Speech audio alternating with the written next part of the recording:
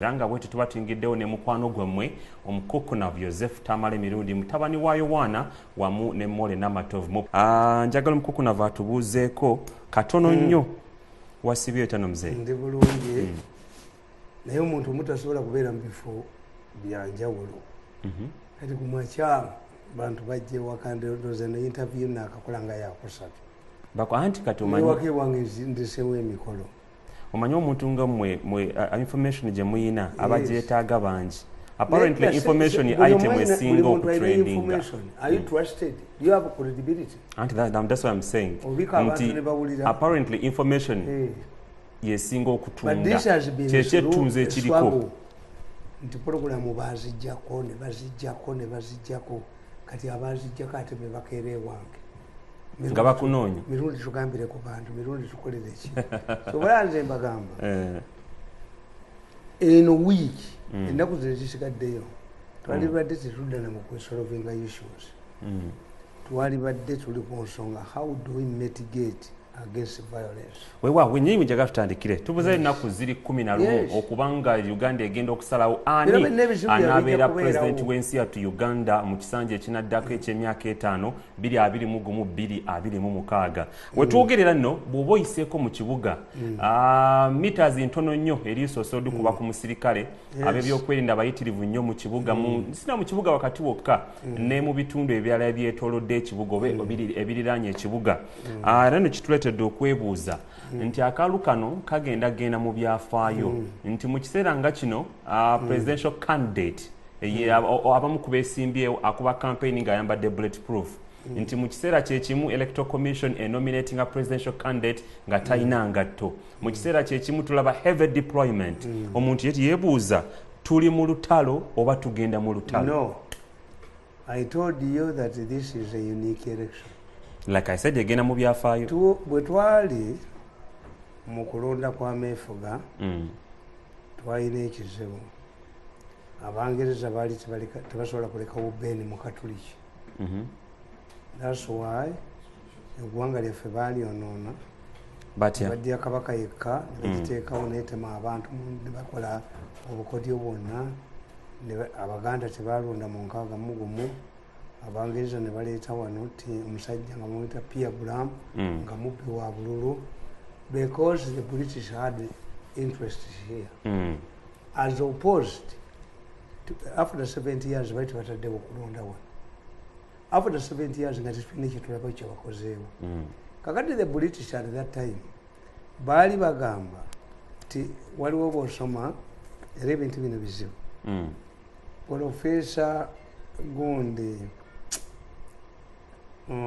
Kalugire.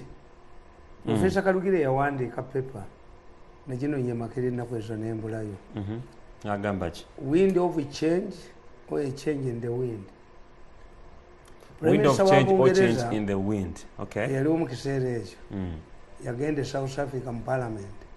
N'abaga nti amawanga ga Africa gagenda okugawa okwefuga. But is it a wind of change or a change in the wind?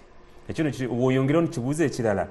The independence zebatwa mu Africa zikyali ku mpapula oba zikola pepa ya Kalugire simanyi oba mutani we yagisoma mukodemi wa president naye nokubanga yagisoma that's why ani lwabogo bagikweka Kalugire oh okay Professor Kalugire yawandika pepa eyo n'omutima ogwo bw'ogisoma njizemu emirundi mingi senga siki abandi genda anti nze sibamanyi egisimanyi kulebeeta abantu Kalugire simumanyi yabo sibamanyi naye Professor Kalugire yagamba nti omukulembeze kasa famire yeegaziwa tasigaza pawa ayogera ku Charles ayogera ku Gundi yali wali Liberia sajja yali wa Liberia bali babiri bafaanaganya amannya Torobert Agati najja kugamba nti nze Kalugire nali professor Makerere nentunuulira ba professor abali zaining Makerere mu 95 nga nze manyi nti okulonda tekujja kubeerayo Professor Kalugire zipepa naye bagamba Makerere baagibbayo teriiyo naye ate bakola bubi ekintu ekyo kirekawo nze research zenkola zonna nsoma mu contradictions kakati today ekiri Britain was directly involved in the independence elections. That's why Britain and Israel brought Idi Amin. Why? Obote bamuambira Singapore. The then Prime Minister of Britain yayogerere Singapore n'agamba even those who are making nice speeches here will not find their way back to their respective countries. Yakimanyako beba wamba Obote yali agenda okuba abayindi Obote yali agenda kumanya gundi Obote yali alumbye nnyo South manya gundi Britain ku independent states magundi ezo Namibia ezo South Africa. Obote's relationship n'Abangereza yali etya? Yali ekooye naye nga ye yeerabidde ti Abangereza baali recommended Amin ave mu magye. Who hosted Amin? The Queen Elizabeth II hosted Idi Amin. Era Amin n'akola speech n'agamba Amin yagamba nti when I invite you to Uganda, when you come, I will revenge. Uganda, I will reciprocate Yokozewa. As Idi Amin's people were killing other Ugandans, the Kelangis and Acholis, the Queen of England hosted Idi Amin. Sekitegeeza wadde nga South Africa zafuna independence, Uganda in particular, abatufugako basigala nga balina influence mu Africa. Si kyekyo kyogeza okwogera. Kakati bw'otunula emyaka gyekaaga mu tembimanyi gundi Fisher yali Archbishop akuli ekkanisa y'Abongereza yali Archbishop w'e Lambeth yayingira mu nkungana za independence. Fisher, when you read my book again at Crossroads, I quote exchange between Fisher and Ben Kiwanuka. Fisher yagamba Ben Kiwanuka, Ben Kiwanuka kirabika gwe totegedde kiri mu ggwanga. One, what is the purpose of this constitution, the 1962 constitution? Lord Fisher, the purpose of the 1962 constitution is to enable Uganda to achieve independence. Even if it lasts for a day, even if it lasts for a month, we don't mind. Munadini yagamba Lord Fisher yagamba Kiwanuka ti constitution gye tukoze yankaaga mu ebiri weekandagana ofuluma tomanyi kyetegeeza. Yali etegeeza anti Abangereza out of Marshall Plan, Marshall, Secretary of State of America, yali ataddewo conditions under which America went to war on the side of the Allies after the Pacific meeting. Ne batuula Roosevelt ne Churchill ne bagamba muwama wange obwetwaze. We are involved in the Second World War to give countries independence. That's why Ghana 57 yasokera ddala mu Africa. Yes. 56 Britain, Gundi, Egypt. Kakati bo bano Abangereza America yabateekako obuzibu baatuula ku international waters Roosevelt ne Churchill. Roosevelt yali agamba Churchill jangu mu America. Churchill namugamba waayo Abangereza bali proud n'ensi gye ndafukako ngetwale.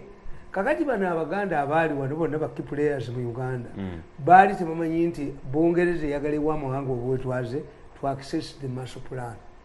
So it's interest. But obwetwaze naye nga ate balina ekigendererwa ekirala. Okay. Nga bw'olaba Museveni bamugamba nti retrench to give you IMF aid. The Americans bawa Abangereza babagamba we shall not give you direct money, we shall give you weapons. America. So bino ebizibu etuliko ssaawa zino tebiba byammwe byava dda. Yes. Kakati in 1962 does this explain at independence Britain wanted influence in Uganda. It could not. Ben Kiwanuka baali tebasobola muwa power. Ben Kiwanuka was an American. Ben Kiwanuka yamala Kennedy yamuyita, he was invited by Kennedy. Naye nga bano abali emmengo international politics tebamumanyi. Why didn't Britain remove Kiwanuka to become president of Uganda? Ne baleeta Idi Amin, whom the British had earlier recommended nti ave mu magye. Baleka balicommended nti Amin ali Buruto bamutwala mu bamawumawu to suppress the memo of very Buruto. Lwaki gwe bagamba awambe eggwanga ne bajjako oboti. Wama, does this explain nti bonna bonna abasooka okufugako ng'amawanga ga Africa gakafuna independence? Bwe tulaba gundi e Ghana, Kwame Nkrumah yattibwa. Bwe tudda waneeno e Congo, gundi ogamba Lumumba yattibwa ng'amaze emyezi 9, 1961. Era nawuliranga kitange ng'ayimba jjemba bwe yabanga nga ayina ssente. Yemu Ababirigi muli bonaabona olw'okuba Lumumba gwamwattira obusa. Musayi gwa Lubumba guli luluma. Kale, I don't know how my father, naye yali mu second ward we yali mu signal, was an educated man. My father was an educated, very highly intelligent. Namuli nga ayimba Lumumba nga anaaba ayimba Lumumba. Yimu Ababirigi muli bonaabona olw'okuba Lumumba gwe mwattira obusa. Muzimu gwa Lubumba guli luluma. Patrice Lumumba. So kati ono we Ghana naye kyekimu. Kwame Nkrumah. Nkamwe Nkrumah yali aleese Abalasya, yali aleese kibamunyigiriza. Nkrumah bamunyigiriza ng'oli akabiina ka Kabaka yekka akafaanana ng'akawano e Ghana. Nkrumah yategeka okulonda nga kuno kwe tugendamu. Polo tekwaliyo. Nkrumah yagenda n'alangirira nti awangudde egindi yegundi. Awangudde egindi yegundi. Naye Nkrumah yali musajja w'amaanyi wano mu Africa. Kuba tugisoma ku lukuŋŋaana. Nkrumah is a man who is more known outside Ghana than in Ghana. It's like our President Museveni is famous is a man outside who has Uganda. Good ideas that have not percolated in his country. Naye nga Museveni nabagamba, tikasa Museveni bagamba nti the next speaker. Bonna they pay attention. They come back. Bonna lumwejjula. So the question is why? Kakati tembagamba umbuze ekibuuzo kirungi nnyo. Election zitulwaki ziri tense. Are we going for the war or tuli mu lutalo? We have a foreign power involved. So Western civilization in 1980 has always dominated African. In 1980, Britain comes back to install Obote. Ngamagole tukyagamba. Militon, vote Militon. Ensure that Militon is in power. Why? Uganda needs an experienced hand. Abangereza bebaleeta Idi Amin ne bagoba Obote. The British come back. Kubanga that was such a regime. That was such a government. That was what beekweka. Kakati 1980 abadde people are excited n'observers, Commonwealth observers. In my interview this morning I explained nti DP baagigamba akalulu kagira kayimirira. DP neegaana why? Commonwealth Secretariat n'esindika George Kayamba ngere mubuuzi najje Nairobi ng'ayagala kubiitinga ba DP akalulu keeyongereyo. But Semwogerere looked this as a burden. Abantu bali babatta. In fact, Kambabuli, this election has not been violent. What do you mean? Yes. 50 plus people have lost their lives. Katika nkulu kino kanko information zaitamala. At least a week, teri week tegwa kunga teri either awambidwa obanga tidwa. America mu Iraq battanga America omukumalenda ku 365. What are you trying to say, Mzee But Tamale? Museveni deployed more troops. What are you trying to say? When about 50 plus people lost their lives on the 18th and 19th. Mu 61 Kabaka yakayitema ebitooke by'abantu. Kabaka yawamba gulamufomu. Kabaka yatta abadde Muganda ku Muganda. 1980 batta abantu bangi. Nnyo violence ne Semwogerere nati. Why do you believe that Semwogerere opted to go to parliament? They discussed, the DP discussed the possibilities as options nga tewali. Today, tufudde abantu bameka. We are approaching almost police the minor number. You are talking about police riot. gamba. I'm talking about riot. Do you have a peaceful Leave riot? alone the riot, Mzee Tamale. Can you say? Teri wiki eyitawo nga teri muntu atiddwa. Ebyo byabwe organizational. But let me tell you, have we seen an NRM person whose plantation has been cut down by opposition? During Buganda riots, my mother was saved by president. She was almost lynched. You're lucky your mother was saved. Near the other people's lives that have not been saved. Nzita male, oli lucky into your mother was saved. Na yeteri abantu ngababwe tebasola kusavingibwa. And people are dying on a daily. There are people's abantu babuzibwa buli lunaku. You don't listen and you are younger people. But I'm telling you the reality, Nzita male. This is the most peaceful election as far as I'm concerned. We have lost lives during avoidable circumstances. How can it be peaceful when people die? Are you telling me Bakafaga? How can it be peaceful when people abduction panda gari azemu? Tell me. Nobody has cut down anybody's plantation. Tell me muntu gwe batidde ente ze ku talent we nali muva wachi tikiriyo. Tewaliwo motoka zebookeza.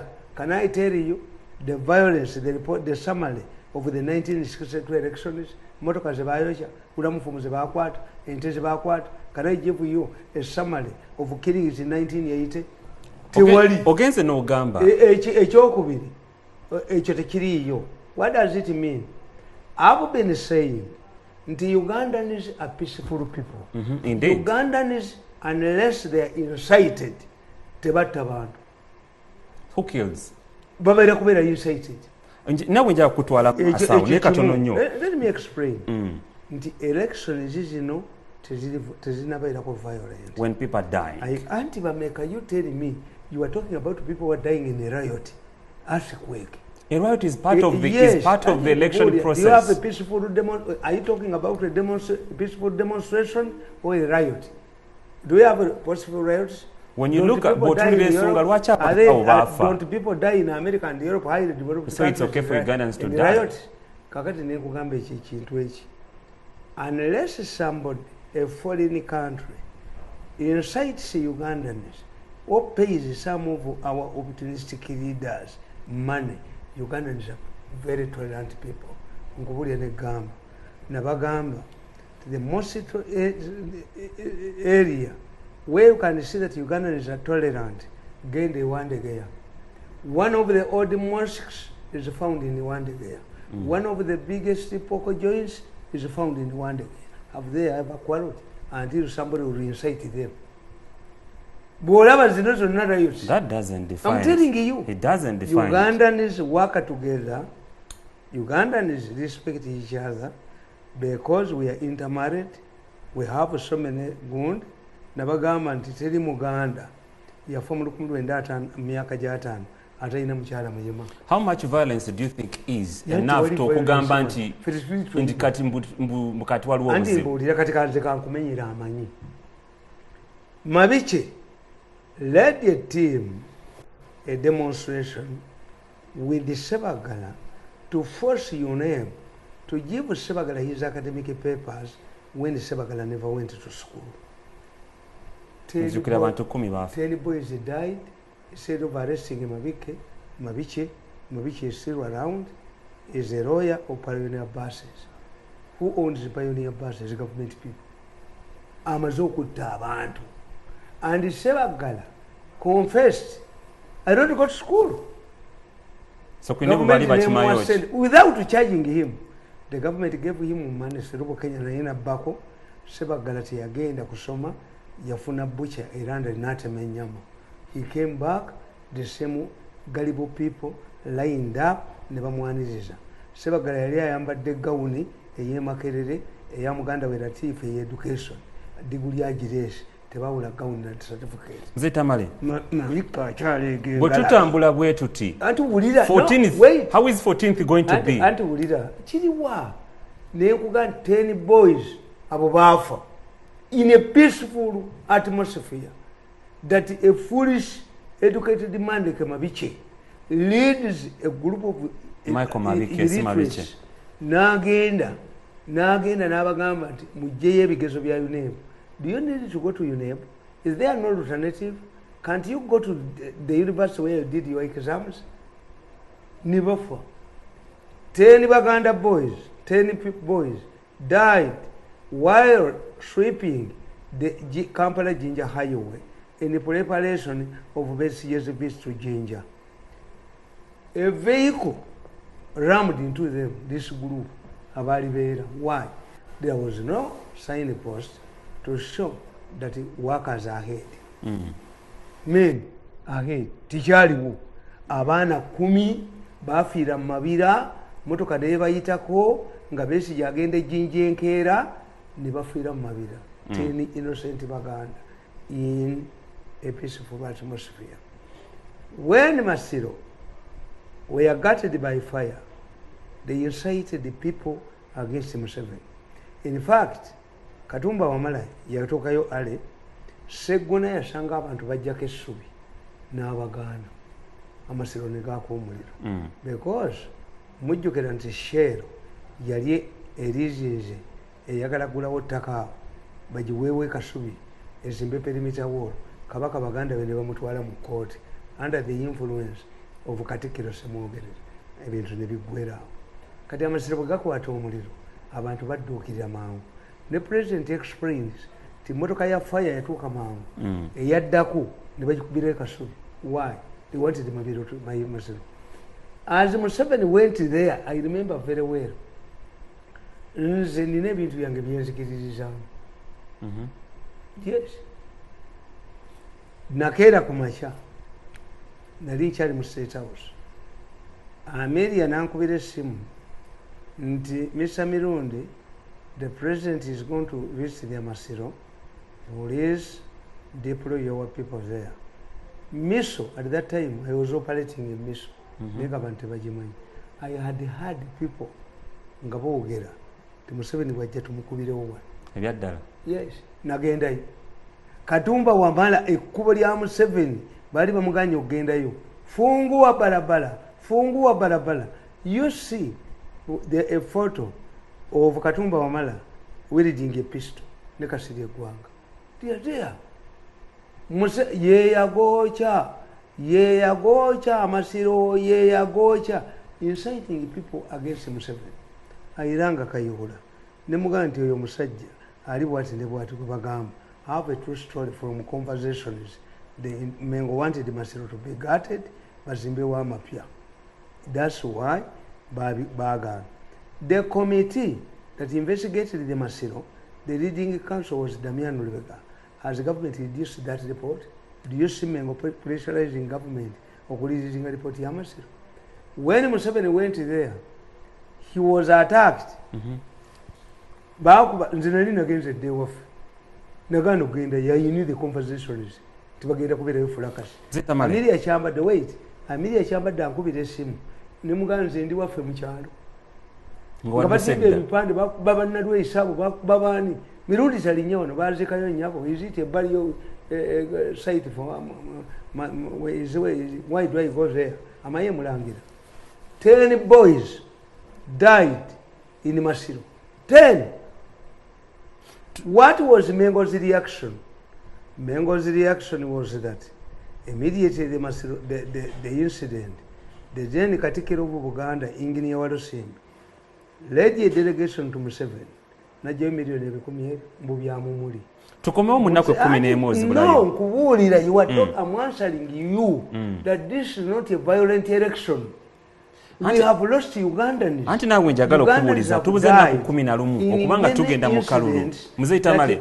Elections zitegeeza kuba kalulu na kujaganya. Naye lwaki kati akalulu kafuuse labayo akalulu elections zitegeeza okuba akalulu n'okujaganya. Ne kati lwaki akalulu kafuuse ennyimbe kukaabira abantu maziga.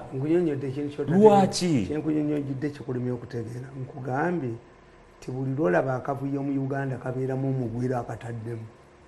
Nenkuga nti Abangereza baatabangula akalulu kaani kankagamu ebiri. Ne baleeta n'omusajja lukwati Ben Zidimandi. Ben baagamba nti omu ku beesimbyewo, none of the parties can organize elections. Ben Kiwanuka's government was denied the right by Britain not to organize elections. Kyali kibadde luddawo. Muize communication human rights Commonwealth rule. Ne baleeta omusajja pia gulamu omubbi w'obululu nabba obululu. As they refused Ben to organize elections, they allowed Mengo to organize elections. Returning officers were Kabaka's chiefs. Britain. Why? So apparently who is in charge? Nekuganti Amin, Britain and Israel. Top of the Amin. He's a president. In 1980, Commonwealth observers, what were their observations? The Commonwealth observer group visited Uganda and Obote refused to meet them. Obote said, I don't know why they are here. Maybe they are on a jubilation. They all about the British government under Margaret Thatcher wanted Obote back. Thatcher agamba, allow Milton. Britain maintained an advanced British military team in Uganda, training Obote's soldiers who are killing people in Luwero. Wewa ochalaba STV embuga eranga tuchagendera maso n'omukuku na butamale mirungi nenga katono nnyo mze itamale. Let me finish this. Kale seconds ntono nnyo. Kakati, Britain had a directive on all its airports. If Museveni stepped into Britain, bamukwatira bamukomyawo. When Britain detected the Museveni was going to win, Museveni was smuggled into Britain emyezi mukaaga. This is European. When was that? You see here. When was that? Kakati today, Bobby Wine handlers are CIA agents. You've always talked about that Yes. thing, but there's no evidence to that. Kubana Ye kubuulira. avudde lwatu nabe wakana. Miso. Goyinza oba okimanyi. Kakati But the reality is different from what you know. Bana ba government. This is the first time to hand a person who is handled by a highly sophisticated group like a CIA. Kankubose. I have information, credible information. From? That the American government has received the information alleging that the women who were arrested in Kanangala were raped. Social media ebyogerako buli it's all over. Anti kubuulira. But there are still allegations. Lwaki bano bakwata abakazi baali bakwata baaki bulanda after bulanda sijja bakolera. You are planning this country into chaos unnecessarily. Nokera ku machano ogamba. Sanctions are coming. Nokera ku machano ogamba. Nti today odide bannamawulire obawadde accreditation. Accreditation will be ngoma zokwata lino liidioti lyawo. Liidioti lino lyekawempe. Ani oyo? Kireki kyala disike kawempe. Ono n'atambulira ku kino. Ntinze ndikeralize gundi. Yes, we know. Wali badde oyita conference of medics.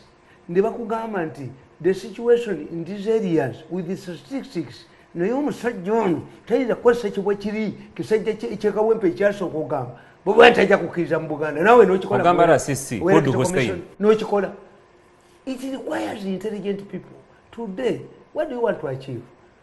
If you want to limit the coverage, because this is the first time where we are having smartphones, where we are having social media, how do you help the country?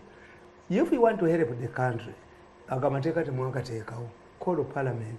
One, nobody has the powers to announce election results. Don't allow newspapers to write preliminary results. Balimba. Kubana abamawuli bali kanagisi. Muzeita male. Mukama wo John Yoweri Kaguta Museveni. Kankuze wano katono nnyo. Kale kyenkubulya kiri kimu. These people are making blunder after blunder. Accreditation for what? Lwaki muli musende? Money element. Why do I have to pay? 400,000. Why do I have to pay? Which document should I pay for? Emitwalo jange abiri. Bade batujjako ebiri amabeka tibasaba emitwalo amakumi this account and who are the signatories? Katoyina kyokoze. Emitwalo makumi abiri Bobi Wine ajja kukwata milioni ze 10 era ababi bakavalinge. Is the president still in charge of whatever is happening? Omusajja ono w'electoral commission is making blunder after blunder. Many people come to me. Mirundi, don't be tough. Don't be annoyed. People listen to you. Yes, let me punish you. Can so be exposing him. Kakati gwe kintu kyali badde ekintu kimu. You say the accreditation of journalists we want that every newspaper or media institution it was amanyaga asatu. Don't ask for money. Amanyago Bobo eronderemu yiso yali badde ebikola ddanaje because we are dealing with Ugandans. Amanyago gabeere ku headquarters zani electoral commission. Every institution etuweereza amannya 3 omuntu ayinza okufulinga siiki nakyo babeere wano. Era kye baakoze electoral commission kye yakoze. Nobody in Uganda ate nga bamaze okubabbako sente accreditation yabadde yaabo. Era batwasose kuyita mu media council intercommitteetinga then tugenda ku electoral commission to confirm. The media council is one of the institutions of a professional body called NIJU, the National Institute of Journalists of Uganda. Yes. It's dysfunctional. Ate jawo obuyinza media council yakino ekyafa.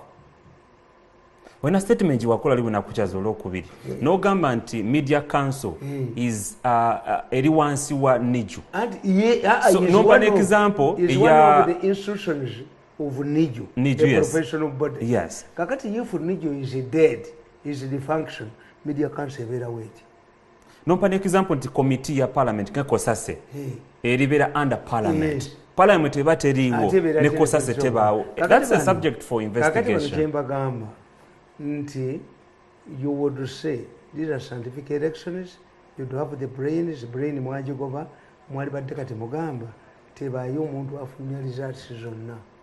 Muwangazi intervention in 1980 yava ku kintu kimu.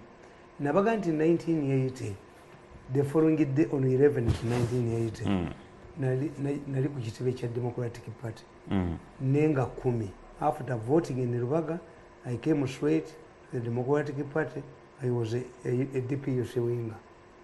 Kakati aba DP bafulumyanga victories where they had won nga election tezinaba to power the people in Kampala. In Kampala there was no voting in 1980. Temwalimu 17 MPs of UPC had gone unopposed. Gerrymandering Legal constituencies, Apache North, Apache East, Apache West, Apache North. Ngampije ina abantu batono. Kakati ekyatabula muwanga kyali kimu. Early morning nga 11 I remember Semogere dressed in a nice suit with Marcius Ngobi, accompanied by the British High Commission. Kusawa nyakumacha ne batugamba twawangudde akalulu tugenze kukima buyinza. At the same time another group 1980 another group of UPC was at the UPC headquarters claiming victory. That's Mwanga panicked. Kusawa mwenda Bazili Okero olala najjalinya ku kitebe kya DP n'atugamba ennaku zonna mbadde sirya mmere mbadde seebaka. Police wano muveewo buli omwadde ewuwe akalwa akawulire ewuwe. This applied to a group that was emerging at the DP kubanga UPC headquarters eri ku Uganda House. DP headquarters ngeri wano nga ku Mapera House. The city was going to be threatened by violence. Ate Muwanga had the experience. Muwanga destroyed the gun. Kati ono omusajja wa electoral commission byakola byonna. Is either panicking, is not atya kubanga mwakola ensobi. You cannot say that the term of office of the electoral commission is limited to 2 terms. Electoral commission yali badde egoberera civil service rules till you retire at this age. Kakati buyina novice chairman, mwina omukazi naye novice, the most experienced person lwakojo bamugoba. The most experienced person ono omusajja owa public relations bamugoba. Kakati akakiiko kayinaani. Where is the kakiiko? Tekayina experience. Ekyo mukimenyewo oganti akakiiko kakola 2 terms. No, the kakiiko should accumulate experience nti aweze emyaka egyo. Kakati bino byonna byemukola ndaba Bukedde nga awandiika and they don't know that Bukedde destroys you. Museveni aleese omukambwe mu Kampala. Omukambwe means what? Mawuli agobera kwenda bavuddeyo ne babiwakanya. A tough person avudde muri regiment. Ogamba Paul Okech? achinkubulya awoza bakambwe balese omukambwe mu Kampala anti muna yavuddeyo n'ayogera mu kwogera kwe bwe yadde ayongera nga obubaka bw'obuggala bw'omwaka yagambye balese omukambwe mu Kampala waayi kanyongereze ku ekyo katono nnyo mu kwogera kwe bwe yadde ayogerako eri nsi yatu Uganda yagambye nti yaleese abasirikale abayivu ate abamanyi okuva e DRC ne Somalia era be tulaba bali deployed wano mu Kampala. You must know these are Ugandans. A professional army cannot kill its citizens. But when we emphasize one point, Museveni alese omukambwe mu Kampala, Museveni alese omukambwe mu Kampala, what does it mean? Kati nawe njagala kubuuliza katono nnyo Muzeitamale mu Kampala temujja kubeera mu violence okujjako nga mwe mugitakudde. Kiva nakubuuza ekibuuzo kyange tuli mu lutalo oba tulina kye twetegekera bano balemedde okutegeera nkugambye nti Bobi Wine must be handled differently.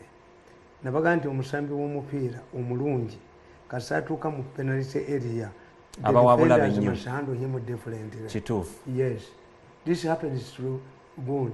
Bobi Wine yabalema okulemesa okwesimbawo, Bobi Wine n'abalema okuziba kati ali ku ballot paper. Katono nnyo akadde katutwaliriza Muzeitamale ate nga tulina okudda ku embuga.